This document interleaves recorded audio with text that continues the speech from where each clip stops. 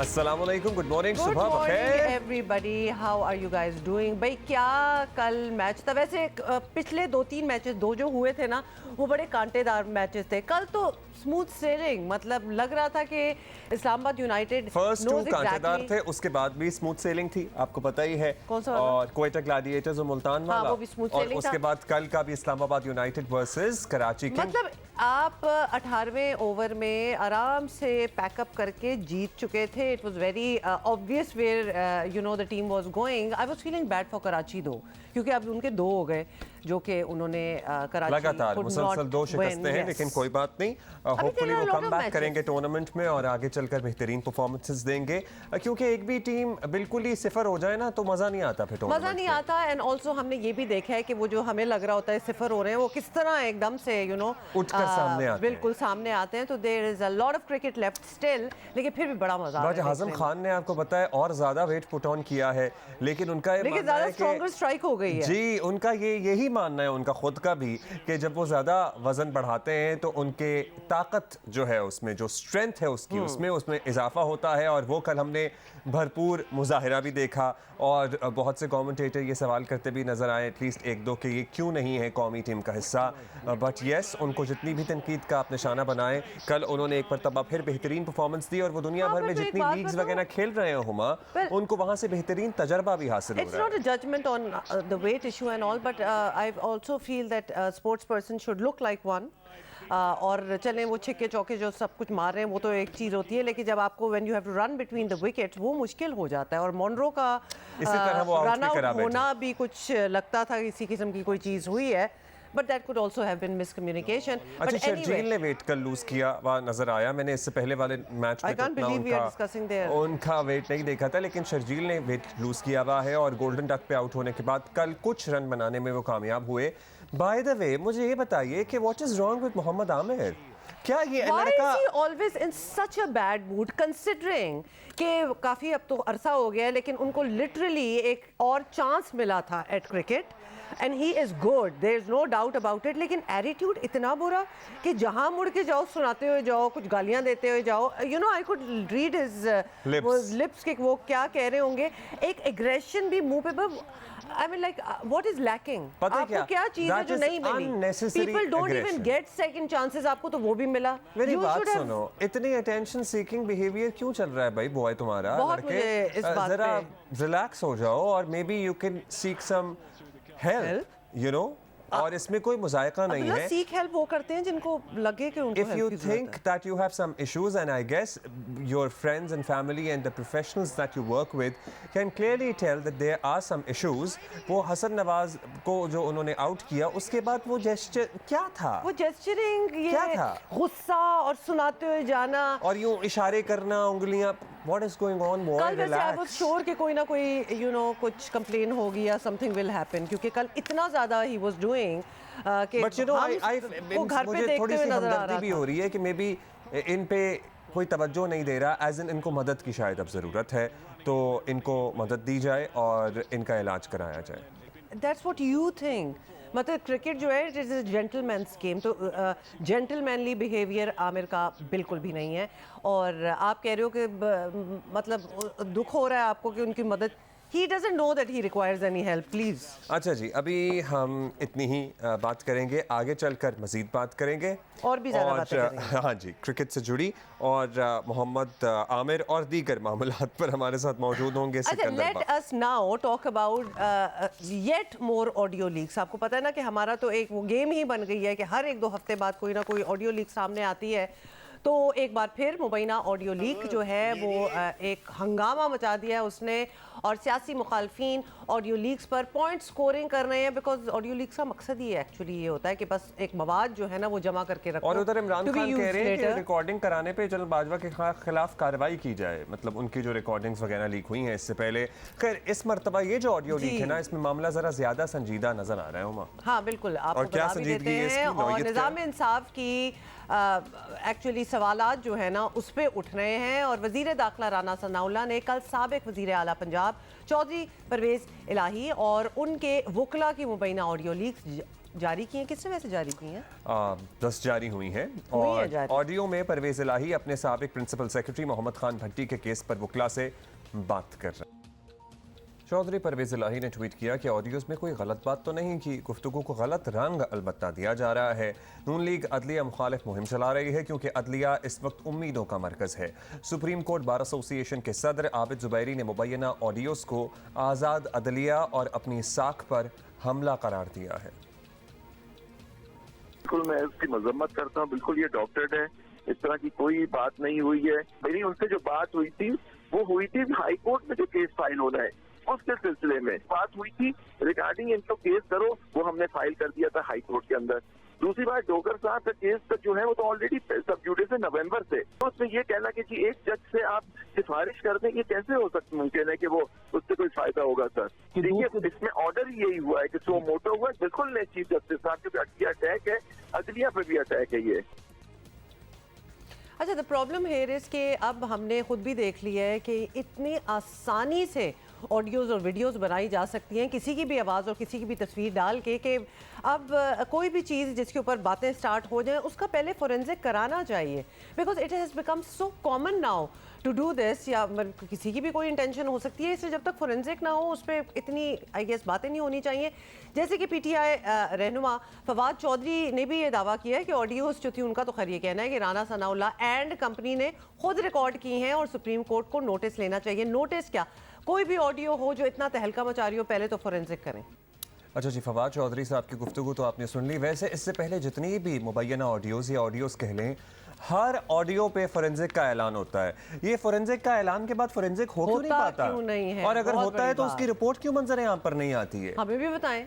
मतलब वो अरसलान बेटा और आजम खान और इमरान खान, वो तो खैर कल उन्होंने खुद ही पॉडकास्ट में एतराफ़ कर लिया कि जनरल बाजवा उनकी ऑडियोज़ रिकॉर्ड करते रहे और उसके बाद उन्होंने लीक की, तो उसमें अब मुबैना वाली बात तो रही नहीं। लेकिन दर्जनों ऐसी ऑडियोज़ हैं, शौकत तरीन और एट्सेट्रा जिस पे हर एक पे कहा जाता है कि भाई ये तो फोर्ज्ड हैं, ये तो एडिट की हुई हैं, और हर ऑडियो पे यही ऐलान किया जाता है कि इसका फोरेंसिक होगा।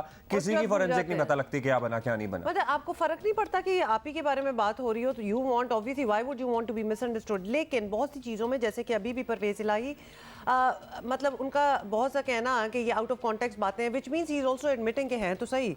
तो आपकी बातों से भी लगता है कभी कभार आई गेस जो नहीं प्रोटेस्ट करते हैं फोरेंसिक मतलब वो यही कह, पहले तो उन्होंने ये कहा ना कि इसमें कोई गलत बात नहीं है, हाँ, तो which is also an admission के मेरी बातें इसमें कोई गलत नहीं है। इसमें क्या हुआ? Whenever somebody will say जी इसमें क्या गलत बात है, तो आउट ऑफ कॉन्टेक्स्ट है या इसको समझ नहीं आ रही, तो at least they are admitting. But then there are people who say outright कि ये है ही नहीं, हम ये भी है, तो आप फोरेंसिक करानी चाहिए। अब तो इतनी आगे टेक्नोलॉजी जा चुकी मामला है। लेकिन संजीदा है, ज़ेर समात मुकदमात का इसे मंतकी अंजाम तक पहुंचाना चाहिए, वरना निज़ाम इंसाफ पर आवाम का एतमाद सर्टनली कमज़ोर, मज़ीद कमज़ोर होगा। सीनियर सहाफ़ी तज्ज़ियाकार आसमा शिराज़ी हमारे साथ मौजूद हैं। आसमा, ऑडियो लीक्स पहले भी आती रही हैं, पहले भी इस इशू पर शोर शराबा होता ही रहा है, सियासी पॉइंट स्कोरिंग तक की बात महदूद रहती है, लेकिन रात गई बात कई वाला मामला ही रहता है हमेशा की तरह। जिस तरह हमने कहा कोई रिपोर्ट नहीं आती, लेकिन इस बार मामला उन केसेस का है जो ज़ेर समात हैं। आपको लगता है कि अभी भी वही होगा, रात गई बात गई, सब इग्नोर हो जाएगा, या वाकई कुछ कॉन्क्रीट सामने आएगा? बिल्कुल इग्नोर नहीं किया जा सकता, और अनफॉर्चुनेटली हमारे यहाँ मुक़द्दस गाय जो है उनकी तादाद बढ़ती चली जा रही है। इससे पहले हम इस्टेब्लिशमेंट पे बात नहीं कर सकते थे, अभी भी नहीं कर सकते हैं। हम इसी तरह से बहुत सारी अदालतों के हवाले से बात नहीं कर सकते हैं। अगर बात करेंगे तो ज़ाहिर है कि तौहीन लग जाती है। अभी आपने देखा कि एक रिटायर्ड जर्नैल साहब के जो थे असासे, उनकी ऊपर तफसीलात आई तो वो वहाँ पे एक सहाफ़ी को, शाहिद असलम को उठा लिया गया। आपने देखा कि अब ये मामला जो है ये बहुत इम्पॉर्टेंट मामला है, और ख़ास करके अदालतों के मामला जो इंसाफ फराहम करती हैं, जस्टिस का जो निज़ाम है उसके ऊपर उनको कौन चेक कर सकता है, उनको कौन चेक कर रहा है, ये बहुत अहम मामला है। हमने देखा पिछले दौर में जस्टिस काजी फ़ाइज़ ईसा की अहलिया के हवाले से बेबुनियाद इल्ज़ामात लगा के एक रेफरेंस दायर किया गया, क्योंकि जस्टिस काजी फ़ाइज़ ईसा जो है वो उन्होंने कुछ बहुत अहम मुकदमों के बहुत अहम फ़ैसले दिए थे, लेकिन उसके बाद आप देखिए उन्होंने अपना केस लड़ा और वो सुरखरू होकर उनकी अहलिया जो है वो बाहर आई। लेकिन क्या जहाँ पे भी सवाल उठेगा उस सवालों का जवाब नहीं देना चाहिए, और ये जब तक ये सारे सवाल हल नहीं होंगे। और फिर एक और बड़ा अलमिया है कि हमारे यहाँ सियासत जो है उसको हमने देखा है कि उसमें अगर इस्टेब्लिशमेंट किरदार अदा कर रही थी और वो करती रही है और कर रही है, और अदलिया और इस्टेब्लिशमेंट का एक माजी में गठजोड़ रहा है, जब वो किरदार ख़त्म हुआ है तो आप देखें कि वो स्पेस अगर वो ख़त्म नहीं भी हुआ तो भी जो स्पेस छूटी है उसको दूसरे इदारे जो हैं ख़ास करके अदलिया की तरफ से इंटरवेंशन के ऊपर बहुत सी बात हो रही है। तो ये एक स्पेस जो है ये जो पार्लिमान की स्पेस है उसमें पार्लिमानी जमातों का बड़ा कसूर है, उसमें हुकूमतों का बड़ा कसूर है कि जो अपनी स्पेस को प्रोवाइड करते हैं उसको आगे बढ़ के अपने इख्तियार को नहीं लेते। तो मेरा ख्याल है कि ये एक बड़ा अहम सवाल है, लेकिन एहतसाब से कोई बालातर नहीं होना चाहिए, कोई मुकद्दस गाय नहीं होनी चाहिए। देखिए अफसोस की बात आसमा यही है ना कि कोई इसके बारे में उस तरह बात नहीं कर रहा है। इसको once and for all settle करें, क्योंकि अभी तो जब स्टार्ट हुआ पहले हम ज़रा शौक होते थे भाई ये ऑडियो लीक सामने आ गई है, अब हम भी साइड ले रहे हैं, रूटीन बन गई है, और हमें ये भी पता है कि अभी और भी आएंगी, बन रही होंगी या whatever you want to call it, लेकिन अभी और होंगी। आसमा ये बताएं कि एक तरफ तो ऑब्वियसली ये सूरत हाल है, दूसरी जानिब इमरान खान को भी बज़ाहिर बहुत सीरियस कानूनी चैलेंजेस का सामना नज़र आ रहा है। ज़मानत के केस जो हैं वो फंस रहे हैं, खारिज हो रहे हैं। क्या आपको लगता है कि हुकूमत इस बार इमरान खान की गिरफ्तारी वाला जो बड़ा कदम है, बिग स्टेप उठाने जा सकते हैं? देखिए कुछ हमने जैसे पहले मैं बात कही थी कि कुछ लोग हमने मुकद्दस गाय के तौर पे बना दिए, उसमें एक इजाफा हो गया। बहुत सारे लोगों को लोग छेड़ ही नहीं सकते। ताकतवर के मानी बदल गए हैं, इस्टेब्लिशमेंट के मानी बदल गए हैं। ताकतवर वो है जो कि गालम गलोच करवा के या अपनी एक जो कीबोर्ड वॉरियर्स की जो एक पूरी ब्रिगेड है उसको एक्टिव करके इन्फ्लुएंस होने की कोशिश करता है। असल में तो ये इख्तियार की बात है, इन्फ्लुएंस होने करने की बात है। तो अनफॉर्चुनेटली उसमें जो है वो तहरीक इंसाफ भी शामिल हो चुकी है। तो ये नहीं होना चाहिए, ऐसा नहीं होना चाहिए कि कॉन्सेप्ट बन जाए कि एक मकबूल तरीन जमात के मकबूल तरीन रहनुमा को कोई हाथ नहीं लगा सकता। अनफॉर्चुनेटली कल जैसे कि मुकदमे के अंदर बात हो रही थी, उनके वकील ने कहा कि एक मकबूल तरीन जमात के रहनुमा है, तो क्या मकबूल तरीन जो जमात के रहनुमा होते हैं उनको सर्टिफिकेट मिल जाना चाहिए कि वो आइन और कानून से बालातर हैं? क्या उनके ख़िलाफ़ जो इन्वेस्टिगेशंस हैं, तहक़ीक़ात हैं, महज इस बुनियाद के ऊपर बंद हो जानी चाहिए कि वो मकबूल तरीन रहनुमा है? क्या उनके ख़िलाफ़ जो चार्जेज़ हैं, उन पर जो इल्ज़ामात हैं, वो इस बुनियाद के ऊपर जो है वो खारिज दफ्तर कर देने चाहिए कि वो मकबूल हैं? तो मेरा ख्याल है कि इस्टेब्लिशमेंट के मानी बदले हैं और मानना पड़ेगा कि इस वक्त इस्टेब्लिशमेंट बैकफुट पे है, और अगर कोई खुल के खेल रहा है तो वो पाकिस्तान तहरीक इंसाफ है, और उसको सामने रखते हुए जो है वो आपको चीज़ों को उस नज़र से देखना पड़ेगा और देखना चाहिए। अच्छा, अब ये बताइएगा, वैसे हम ये क्यों कहते हैं कि हुकूमत ने गिरफ्तार करना है? मतलब वो तो कानून की अमलदारी होगी ना। अगर उनकी ज़मानतें खारिज होंगी तो सर्टनली कानून हरकत में आएगा और उनकी गिरफ्तारी हो सकती है। अब ये भी बताइएगा, मेक्स वन फील कि यही एक मकबूल तरीन पार्टी है, मतलब बाकी सारे पार्टी हेड जो हैं at different points for whatever reason गिरफ्तार भी हुए हैं, मतलब जेलें भी काटी हैं उन्होंने। So this one is the only one जो इतने। अच्छा आसमा, इन दिनों आपको पता ही है पहली हंगामा खेजी है, इमरान खान साहब ने सदर मुमलिकत के ऑफिस का दोबारा ज़रा रुख किया है, ख़त लिख दिया है। सदर का ओहदा आपको पता ही है, पहले भी उनको ऑफिस मुलाकातों के लिए इस्तेमाल होता रहा है उनके लिए। फिर नए चीफ की तकर्री पर भी अजीब सी रिवायत कायम की गई और अब ये सब हो रहा है। तो क्या आपको लगता है डॉक्टर आरिफ अलवी पर पार्टी का सख्त दबाव मज़ीद सख्त हो रहा है? देखिए ये बड़ी दिलचस्प बात है कि इमरान खान साहब खुल के खेलते हैं। आइन को कभी वो कोई चीज़ नहीं समझते थे। उनके दौर में क्या क्या कुछ हुआ, एक असम्बली को तोड़ा गया, वो गैर आइनी कदम खुद सुप्रीम कोर्ट ने कहा कि गैर आइनी कदम है। फिर आपने देखा कि आज़ादी सहाफ़त पे कितने हमले किए गए, लोगों को उठाया गया, गोलियां मारी गई, नौकरियों से बरतरफ किया गया, सियासतदानों को जेल में डाला गया, नैब का बिला जवाब जो है वो इस्तेमाल किया गया, तैयबा गुल को अब से बेजा में रखा गया, ब्लैकमेलिंग की ख़बरें आई और इसी तरह से बशीर मेमन साहब के एतराफ़ात सामने। ये सब कुछ उन्होंने किया, लेकिन अब जब वो इक़्तिदार से बाहर हैं तो उनको आइन याद आ गया, उनको अवाम याद आ गए, उनको आज़ादी इजहार याद आ गया, उनको ये सब चीज़ें जो है अनफॉर्चुनेटली अब याद आई हैं, जो कि उनको हुक्मरान और जो भी हुक्मरान होते हैं उनको भूल जाता है। मौजूदा हुक्मरानों को भी भूल गया है कि कल तक ये क्या बात करते थे। सदर के जो दफ्तर है उसको को बिल्कुल वो इस्तेमाल कर रहे हैं, उनके ऊपर बहुत प्रेशर रहा है।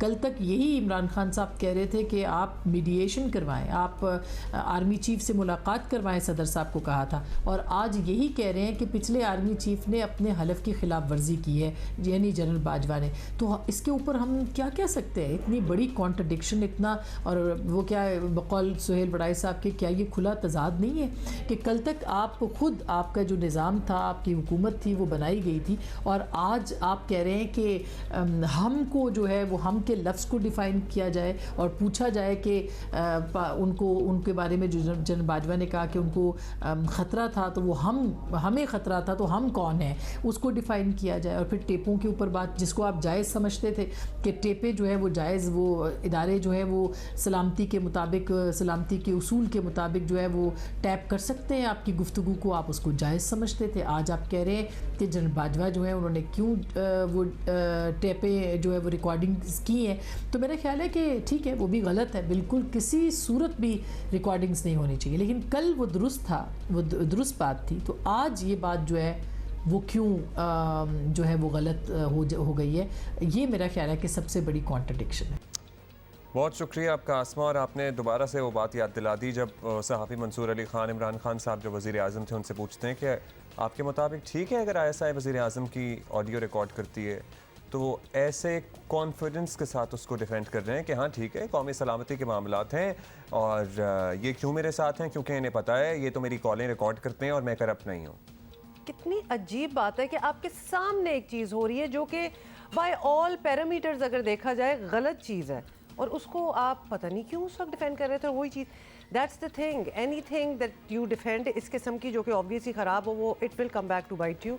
और अब सामने हो रहा है, शुरू में ही किसी को भी, किसी की जब पहली ऑडियो लीक आउट हुई थी ना, तो बाकियों को तालियां नहीं बजानी चाहिए थी। They should have known we are next. और दूसरी बात यह है कि उसूल और ज़वाबित और कानून और कायदे को पैरामीटर होना चाहिए, हालात और वाक़यात को पैरामीटर नहीं होना चाहिए। कल आप तालियां बजा रहे थे कि हाँ क्या हुआ, ये तो कर लेनी चाहिए ऑडियो लीक, और ISI अगर मुल्क के सरबराह की गुफ्तगू टेप कर रही है तो उसमें कोई मुज़ायक़ा नहीं है, जब आप ख़ुद मुल्क के आइनी सरबराह थे, वज़ीर आज़म थे, और आज आपको इस पर इशूज़ हैं या एतराज़ है या तकलीफ़ है, और आप कहते हैं कि तो गैर आइनी है, गैर कानूनी। तो ये गैर आइनी गैर कानूनी तब भी था, लेकिन तब आपके मफादात अलाइंड थे उनके साथ जो ये सब कुछ कर रहे थे। तो सर वो प्रोटेक्ट ही तो कर रहे थे मुल्क के इंटरेस्ट्स को। जब आपकी और आज़म खान की गुफ्तगू, जिस पे अब आपको एतराज़ है कि वो लीक की गई, जिसमें आप कह रहे हैं कि अब ये खेलते हैं, अब ये साजिश वाले बयानिए पर, ख़त वाले बयानिए पर खेलते हैं, तो वो प्रोटेक्शन में आता है ना। फिर अब आपको एतराज़ क्यों हो रहा है? और इस सारी सूरत हाल पर सिर्फ आप ही का क्या हुआ एक जुमला बैठता है, और वो ये है कि नवाज शरीफ जनरल बाजवा के क्यों खिलाफ हो गया, क्योंकि उसने उनका साथ नहीं दिया। तो अब ऐसा लगता है कि यही सूरत हाल तो आपके ऊपर भी आ रही है। यही हो रहा है। कैन यू इमेजिन कि कराची, पूरे कराची में जो ग्रीन एरिया होता है ना, दरख्त और घास एंड ऑल दैट, वो सिर्फ 1% है, और वो ज़्यादातर ज़िला मलीर और इसके अतराफ का ये इलाका है। 1%। माहिरीन के मुताबिक, जी आपने बता ही दिया है, अब हीट वेव्स और आलूदा फ़ज़ाई मयार से शहरियों की सेहत भी मुतासर रहने लगी है। लेकिन खुशाइंद बात यह है कि सब्ज़ अहाते को 25% तक करने के लिए अर्बन फॉरेस्ट और महकमा जंगलात के दरमियान एक MOU हो गया, एक समझौता तय पाया है। 3 करोड़ पौधे महकमा जंगलात फराहम करेगा, और अर्बन फॉरेस्ट ने रवा मौसम बहार में शजरकारी अच्छा, उनीबा ज़मीर शाह हमारी कॉरेस्पॉन्डेंट हैं, वो रिपोर्ट कर रही हैं। Let's watch.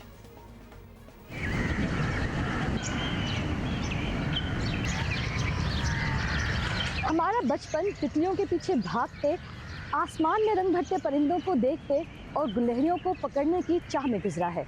लेकिन अब लगता है कि ये चरिंद परिंद जैसे हमसे रूठ गए हैं, और रूठे भी क्यों ना, तरक्की के नाम पर हमने इनके आशियाने जो उखाड़ दिए। लेकिन अच्छी खबर ये है कि कराची में तितलियों, गुलहरियों और परिंदों की वापसी के लिए यहाँ का सब्ज़ अहाता 25% तक करने की कोशिश की जा रही है। इरादा हमारा 7 करोड़ दरख्तों का इस शहर में लगने चाहिए, और उन्हें बड़ा होना चाहिए और परमानेंटली लगे हुए होने चाहिए।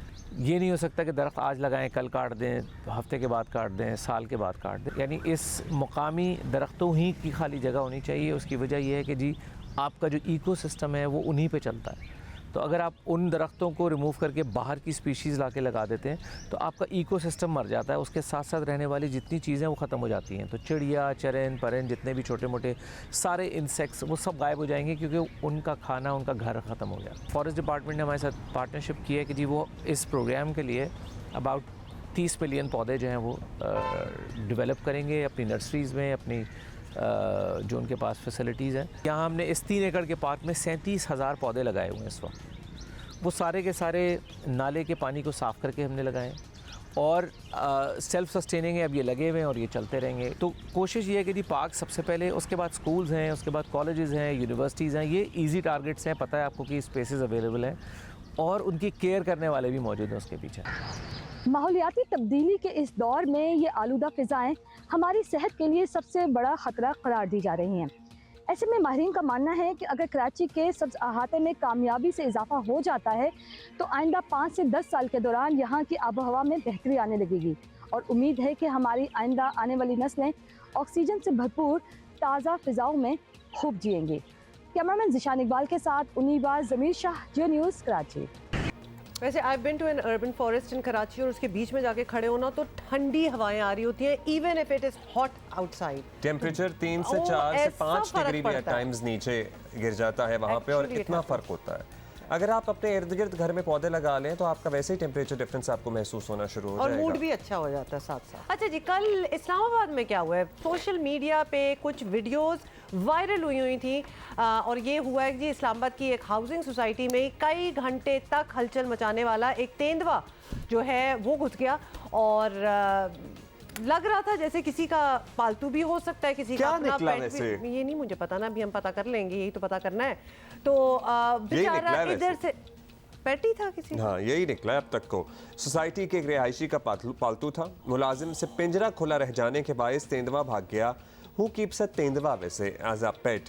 फिर फुर्तीले तेंदुए ने कई घंटे तक वाइल्ड लाइफ के अमले की दौड़े लगवाई और फिर उनको अटैक भी बेचारा कर रहा था बिकॉज ही वाज कॉर्नर्ड उसके पीछे। और खास तौर पे अब नाउ इट मेक्स सेंस कि वो पालतू था तो उस तरह एग्रेसिवली अटैक नहीं कर रहा था। अगर वो वाइल्ड होता, उसने जख्मी किया, वैसे वाइल्ड होता तो चीर फाड़ देता ना। हाँ, पकड़ने के लिए 2 जाल भी फाड़ दिए उसने और तेंदुए को घंटों बाद एक घर की बेसमेंट में बंद करके बेहोश करके फिर काबू किया गया और निजी हाउसिंग सोसाइटी में मौजूदगी की इसकी तहकीकात की जाएंगी, ये बताया गया है। लेकिन क्या ये कोई भी कोई सिंड्रोम है कि अगर आपके पास पैसे ज्यादा आते हैं तो एग्जॉटिक चीज रखी आपकी जाए, गाड़ी जो है वो 4 व्हीलर में तब्दील हो जाती है और उससे दिल नहीं भर रहा ना, तो हम हाथी भी लेके आएंगे। ठीक है, और हमारे घर जो है वो 1 कनाल से या 5 मरले से 1 कनाल से 2 कनाल और फिर 4 कनाल पे हो जाते हैं। तो अब चूंकि हम अमीर हो गए इसलिए हमारी बिल्ली भी तेंदुए में तब्दील हो गई। एग्जैक्टली कुछ ऐसा ही है। लेकिन अब्दुल्ला प्लीज सामने जरा ये विजुअल्स देखें। मैं तो आफरीन इन टिकटॉकर्स पे, आपको पता है मुझे पता चला कि तेंदुआ इधर उधर भाग रहा है तो टिकटॉकर्स पहुंच गए। उन्होंने कहा हम जल्दी से ये मतलब ये सुनहरा मौका जो है हम कैसे जाने दें, तो आगे। और आप सोचें आप अपने घर में बेसमेंट में बैठे हो, सामने चीता जो है वो आपकी बेसमेंट में चहलकदमी करता हुआ। वैसे हमारे नेबर्स का बंदर एक दफा घर में आ गया था। This was many years back. But you can't compare a bandar with a tendua. Just a wild animal that you are not expecting. What tendua is a leopard or a cheetah? Cheetah? Or a leopard, I think. Please Google right now. Cheetah. चीता है बिल्कुल। Director WWF उज़्मा खान हमारे साथ हैं, थोड़ी देर में होंगी, उनसे भी पता कर लेंगे कि ये अव्वल तो ये कितना प्रेवलेंट है कि एज पेट्स रखे जा रहे हैं तेंदुए, और अगर ऐसा हो ही जाता है कि आप ये निकल जाता है तो what to do about it. वैसे this is so wrong to keep something like this. अब तो दुनिया में जूज का कॉन्सेप्ट खत्म होता जा रहा है भाई। Yes. जहाँ आप जू नहीं रह रहे तो वहाँ अपने घर के केज में कैसे इतनी बड़ी दुनिया चीज में लोग रखी कह रहे हैं कि आप जू नहीं सफारी पार्क में जानवरों को रख सकते हैं, जहाँ वो खुले रहे। तो इस तेंदुए ने भी वो न्यूज़ पढ़ी ली होगी। खैर anyway, so this is something that happened and this not the first time by the way. Islamabad में आपको पता है ना, सैदपुर विलेज में भी कुछ तेंदुए आ गए थे कुछ महीने पहले, तो ये वहाँ होता रहता है क्योंकि एक्चुअली हमने उनकी जगहों पे अपने हाउसिंग सोसाइटीज बनाई हुई हैं। बात इस्लामाबाद तो पूरे ही जंगल पे फैल रहा है, आपको पता ही है क्या सूरत हाल। डायरेक्टर WWF उज़्मा खान हमारे साथ मौजूद हैं। अच्छा उज़्मा, शुक्रिया आपने वक्त दिया। उज़्मा, पहले तो हमें यही नहीं हजम हुआ, मतलब ये हम ज़रा तहकीक करते रहे कि पालतू चीता है या जंगलों से आगे आए, लेकिन फाइनली पता लगा कि भाई एक्चुअली पालतू चीता है। बट इस पे तो हमें चीता कौन पाल- किसी साइकोलॉजिस्ट से रब्ता करना चाहिए कि लेकिन क्या उस्मा, रवैया है। ये आपने अब अपने करियर के दौरान बहुत सालों में ये देख लिए प्रेवलेंट है कि पाकिस्तान में चीते मतलब शेर तो बहुत ही कॉमन है। एग्जॉटिक चीजें लोग जानवर रख लेते हैं पालतू।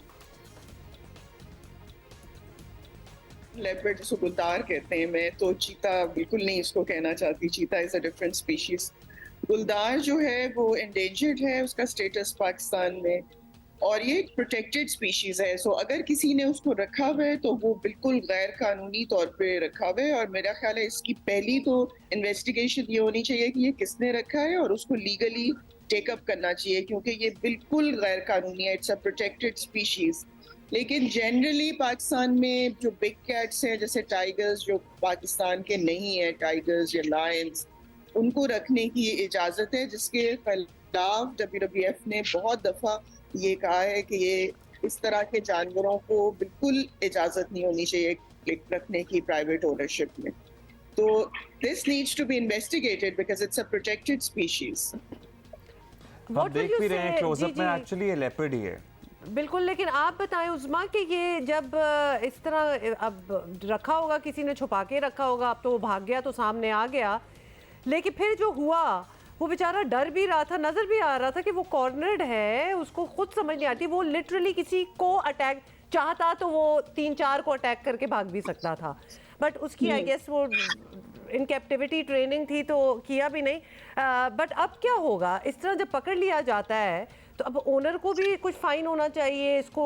यू विल मतलब it will be released in the wild, या इन्फ्लुएंशियल होगा तो वापस कर देंगे। वापस कर, ये भी हो सकता है। No, it will. I am very sure that it will not be returned. उसको वापस नहीं किया जाएगा ओनर को। और जो जानवर कैप्टिविटी में रहा हो उसको इस तरह हम वाइल्ड में भी नहीं छोड़ सकते। वो भी आप कह लें कंजर्वेशन के जो प्रिंसिपल्स हैं उसके अगेंस्ट है। We can't release it because इस तरह का जानवर यूजुअली एक ह्यूमन के साथ उसका एक कह लें क्लोज रहा होता है ना, जिससे फिर इस तरह के जानवर हमेशा कॉन्फ्लिक्ट में आते हैं, जो कि फिर ह्यूमंस के करीब जाना चाहते हैं। जैसे उनको अगर भूख लग रही है, उनको कोई डिस्ट्रेस है, तो वो ह्यूमन पॉपुलेशंस की तरफ जाते हैं। तो कैप्टिव रेज्ड एनिमल तो बिल्कुल नहीं जा सकता। लेकिन ये है कि अनफॉर्चुनेटली मुझे जो देखती हूँ वो अपनी बाकी ज़िंदगी कैप्टिविटी में गुजारेगा। लेकिन ये है कि अगर वो कैप्टिविटी से रिलीज इस तरह निकला है तो उसका सोर्स इलीगल था ना। वो एक नया ही वो एक इशू है कि वाइल्ड से जानवर पकड़े जाते हैं, उनकी ट्रेड होती है, उनको हमारे कल्चर में तो एक दूसरे को वैसे ही खुश करने के लिए इस तरह के नायाब जानवर जो हैं PR के लिए दिए जाते हैं। उस भाई कितना बड़ा वैसे ये जो ट्रेड है या इलीगल काम है इस तरह से एग्जॉटिक एनिमल्स का, और ये एक नहीं है, ऐसी सैकड़ों एग्जांपल्स हम खुद भी जानते हैं। इस पे कभी कोई एक्शन हुआ, इस पे कोई लेजिस्लेशन मौजूद है, इसमें कभी कोई पकड़ा जाता है या नहीं होता है ऐसा कुछ? देखिए लेजिस्लेशन मौजूद है, लेकिन जैसे और ये सिर्फ पाकिस्तान का इशू नहीं है, ग्लोबल इशू है कि इन्फोर्समेंट का बहुत बड़ा एक गैप है। अब यहाँ पे हमारे यहाँ पे जब इस तरह के क्राइम्स में पकड़े जाते हैं तो यूजुअली उसको सीरियसली नहीं लिया जाता। कभी वो किसी के जी गरीब डिपेंडेंट है जानवरों पे, तो जो कोर्ट्स भी हमारी होती हैं वो एक आपके लिए सॉफ्ट कॉर्नर रखती हैं उनके लिए, लोगों के लिए, जानवरों के लिए नहीं। तो हमारे यहाँ पे जो उसकी सजाएं हैं वो उस तरह नहीं होती, कानून में मौजूद होती है लेकिन होती नहीं। अब अगर किसी साहब ने, बेशक वो इन्फ्लुएंशियल थे या नहीं थे, कानून तो सबके लिए बराबर है ना जी। अब उसको पकड़ना चाहिए कि आपने जो है जी। वैसे ये पता चल गया है कि ये था किसका? जी एक दो नाम है जो स्पेकुलेशन में है कि उनका था। अब उसको मेरी कल रात भी डायरेक्टर जनरल जो वाइल्ड लाइफ डिपार्टमेंट के उनसे बात हुई थी और वो कह रहे थे कि वो इसको जरूर इन्वेस्टिगेट करेंगे और उसको टेकअप करेंगे।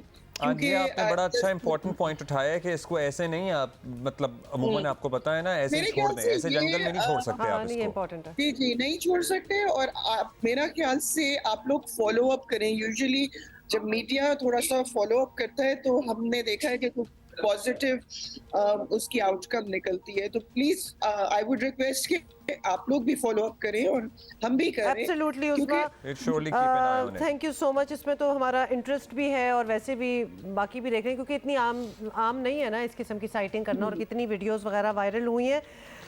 लेकिन ये पॉइंट मुझे सबसे अहम लगा है कि आप ऐसे नहीं मुंह उठा के इसको छजीब पहाड़ों में छोड़ देते हैं। नहीं, ये नहीं हो सकता, ये वहाँ नहीं सरवाइव करेगा, ये वापस आबादी की तरफ आएगा, लोगों के लिए भी ख़तरा बनेगा, इसको आपको कहीं कंजर्वेटरी में ही रखना पड़ेगा। और अपने मतलब रोमांस के लिए या अपने आप को दिखाने के लिए, जी कुत्ते बिल्लियाँ तो हम नहीं रखते, हम ये चीज़ें रखते हैं। स्टॉप इट, मतलब ये अब काफ़ी ये काफी चीप बात हो गई है वैसे। In this new age and in the new world ये अच्छा माना नहीं जाता है। तो और you know we still can't get over the fact कि वो लेपर्ड किसी ने रखा हुआ था। वैसे ऐसे लोगों को आप भी जानते होंगे जिन्होंने शेर वगैरह अपने घर में पाले हुए हैं। डिस्करेज करें इसके, प्लीज़ डिस्करेज करें उनके साथ तस्वीरें। सबसे पहले तो सोशल मीडिया पे जब आप उनको प्रमोट करके तस्वीरें लगाना छोड़ देंगे ना, और आप ये अचीवमेंट समझेंगे कि हमने शेर के साथ तस्वीर लगाई है या उसको हक किया या उसका बच्चा पकड़ा हुआ है, ये एक ज़माने में हरकतें सबने की हुई हैं, लेकिन अब द वर्ल्ड हैज चेंज्ड। जैसे लोग सांप वगैरह भी रखते हैं, हाँ। इस किस्म की चीज़ें भी हैं। क्या हो गया है प्लीज़। अच्छा जी, अभी हम आगे बढ़ेंगे और अपने मसाइल पे ज़रा वापस आते हैं। ये तो अमीरों के मसले हैं कि तेंदुआ रख लिया या कोई और जानवर रख लिया, पाल लिया। IMF को तड़ियाँ लगाने वाले वज़ीर ख़जाना इसाक डार अपने हाथों 170 अरब का जंबो जेट साइज़ का बजट ले आए हैं। टैक्सों की भरमार से मिडिल क्लास तनख्वाहदार तबका फना होने जा रहा है। लिटरली हम ये सही टर्म इस्तेमाल कर रहे हैं। सिर्फ 15 दिन में पेट्रोल में 57 रुपए का इजाफा हो चुका है। लोग दुहाइयां ना दें तो और क्या करें। हुआ है इसकी वजह से ट्रांसपोर्ट के किराए में भी इजाफा हो गया है। आवाम को बड़ी मुश्किलात का सामना करना पड़ रहा है। हुकूमत की चाहिए कि इस फैसले को फौरन वापस दे जाए। 600 रुपया दिहाड़ी है, पेट्रोल पवाइए कि आटा लाइए। सुबह सारा सी उठे हैं तो पता लग गया कि भाई तो 23 रुपए पेट्रोल वध गया। ये समझ नहीं आ रही कि गरीब बंदा दिहाड़ी करने वाला कितने जावे। पेट्रोल बहुत महंगा हो गया, सवारी किराया पूरा देने रक्षा बंद करने लगे। हम तो परेशान है भाई, रातों की नींद भी उड़ गई हमारी। तो ये पेट्रोल महंगे, और चीज महंगे, अब किधर जाओ, महंगे मरने है ना। पेट्रोल सस्ता हो जाए आवाम के लिए अच्छा है। अच्छा, अब ऊपर से ये ज़रा सुने कि पार्टी की चीफ ऑर्गेनाइजर मरियम नवाज फरमाती हैं कि ये नून लीग की हुकूमत नहीं, वो महंगाई की जिम्मेदार नहीं। नून लीग की हुकूमत तब होगी जब नवाज शरीफ होंगे। मतलब बंदा पूछे तो फिर ये क्या हो रहा है? ये गंद का जो सारा टोकरा है, ये आपने उठाया ही क्यों था एग्जैक्टली?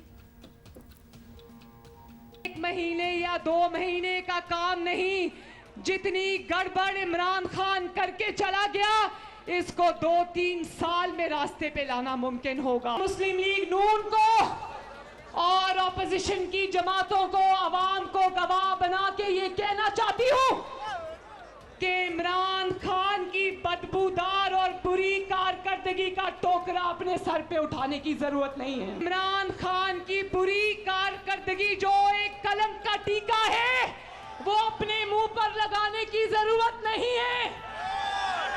इमरान खान को जाने दो आवाम में, ताकि आवाम इससे सवाल पूछे कि मुल्क का ये हाल क्यों किया।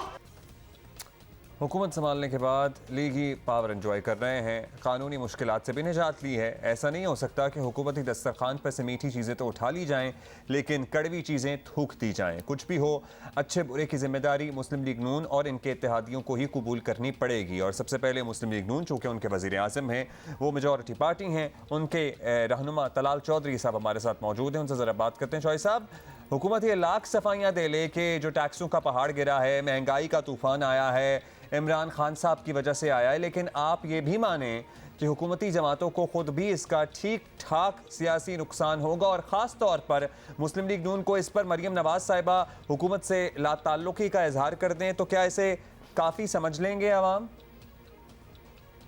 देखिए, गुजारिश ये है कि महंगाई की वजह क्या है, पाकिस्तान के लोग ये जानते हैं। एक मुआहदा मियां नवाज शरीफ ने किया IMF से, और एक इमरान खान ने। नवाज शरीफ ने जो मुआहदा किया, क्योंकि उसके दिल में दर्द था, उसे पता था कि 1 रुपया भी कीमत बढ़ती है तो आम आदमी पे कितने बुरे असरात आते हैं। नवाज शरीफ ने जो IMF से मुआहदा किया, 5 साल उसमें चीनी बढ़ी, 1 अठन्नी ना बढ़ी, 1 चवन्नी आटा ना बढ़ा, और 1 रुपया घी का इजाफा ना हुआ, वही कीमत रही। मगर एक मुआहदा इमरान खान ने किया और उस मुआहदे में हर चीज मुआहदे में लिखा हुआ है कि उसको महंगी करने का वादा कर लिया गया। अगर IMF का मुआहदा पूरा ना करें तो पाकिस्तान श्रीलंका बनता है, अगर मुआहदा पूरा करें तो आम आदमी पे बोझ पड़ता है।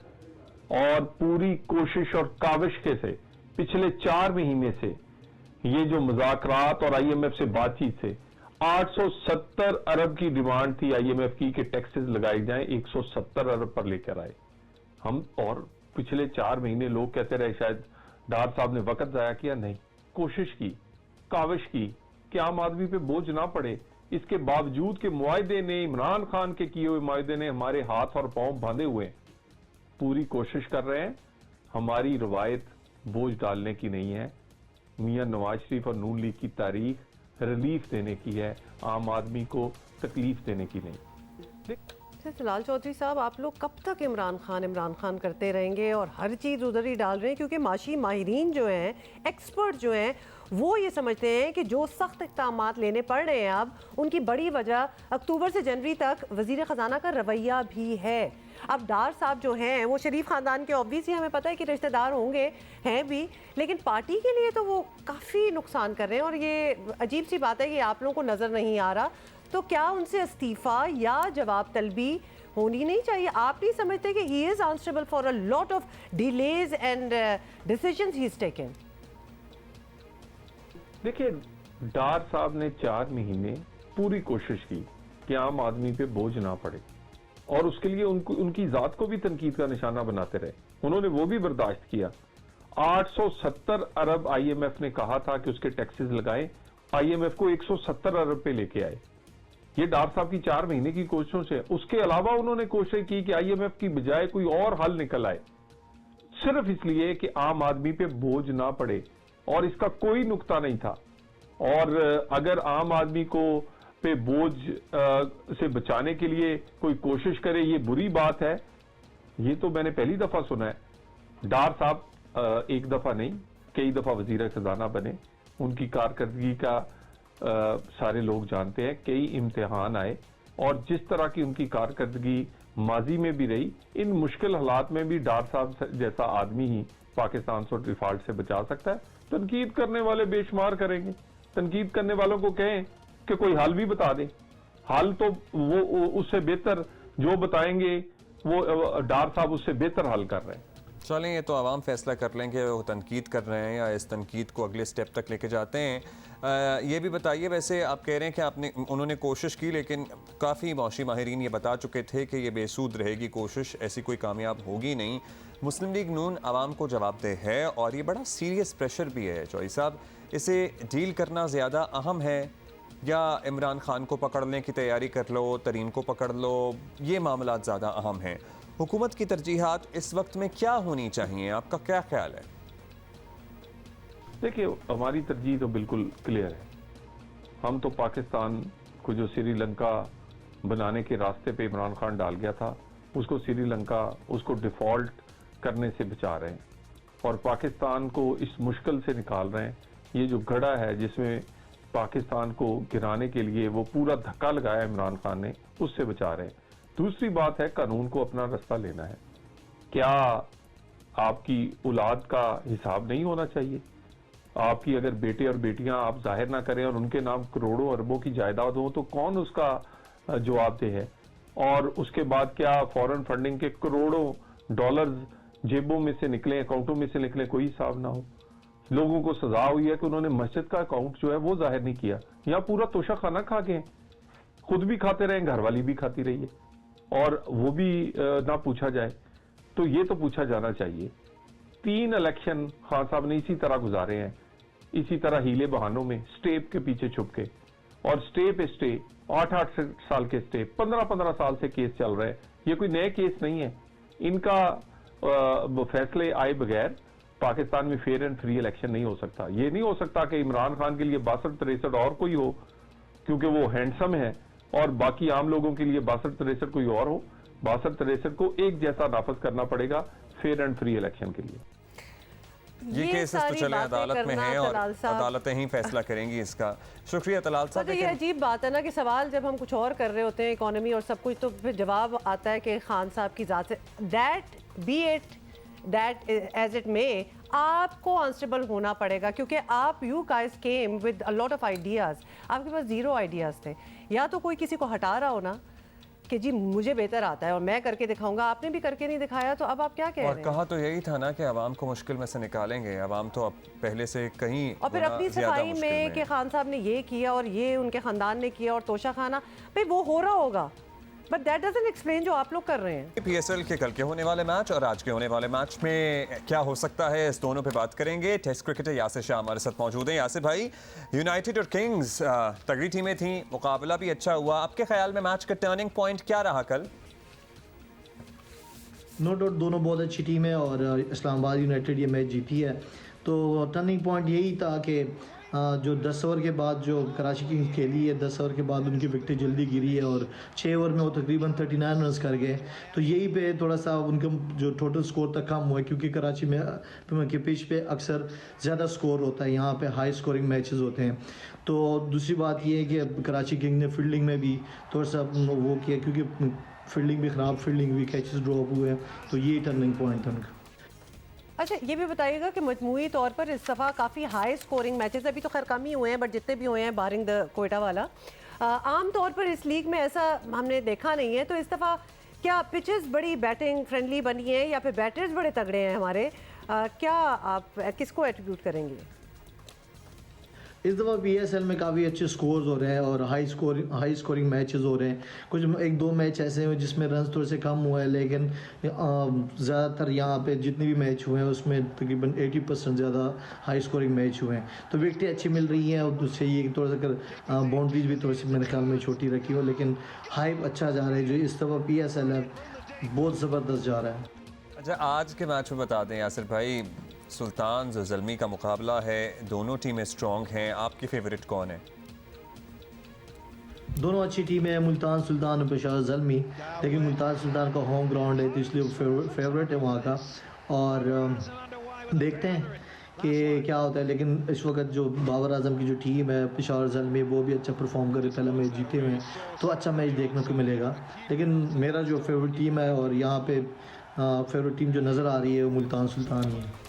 थैंक यू यासिर शाह हमारे साथ मौजूद थे। एक ट्रिब्यूट देना है निशान हैदर, शहीद को हम याद करेंगे। पाकिस्तान के बहादुर निडर सपूत पायलट ऑफिसर राशिद मिन्हास का आज 72वां यौम शहादत है और कराची में पैदा हुए, 71 में पायलट ऑफिसर बने। 20 अगस्त 1971 को राशिद मिन्हास की तीसरी सोलो फ्लाइट थी कि वो ट्रेन जेट में सवार हुए और साथ ही उनके instructor, safety instructor flight officer Motiur Rahman ने तैयारे का रुख भारतीय सरहद की तरफ मोड़ दिया और राशिद ने माड़ीपुर कंट्रोल टावर से रब्ता किया। उन्हें हिदायत की गई कि तैयारे को हर कीमत पर अगवा होने से बचाया जाए। अगले 5 मिनट राशिद और इंस्ट्रक्टर के दरमियान कश्मकश में गुजरे और इस दौरान तैयारा ज़मीन पर गिरकर तबाह हो गया। इसकी हमने PTV पर अक्सबंदी की हुई ड्रामा, वो फिल्म कह लें, शॉर्ट डॉक्यूमेंट्री कह लें, ये देखी है। इसके मनाजिर आप देख रहे हैं। He was just almost 20 years old, 20.5 साल इनकी उम्र थी। इसीलिए आपने जब कहा ना कि 72nd उनकी डेथ एनिवर्सरी है, जो जिस उम्र में चला जाता है ना वही आपको एक चीज़ याद रहती है और वही एक इम्प्रेशन होता है। तो for us, I think for the rest of the country, he never really grew up to be old. वो उतनी ही उम्र थी उनकी। We're going to see you inshallah on Monday. Have a great weekend.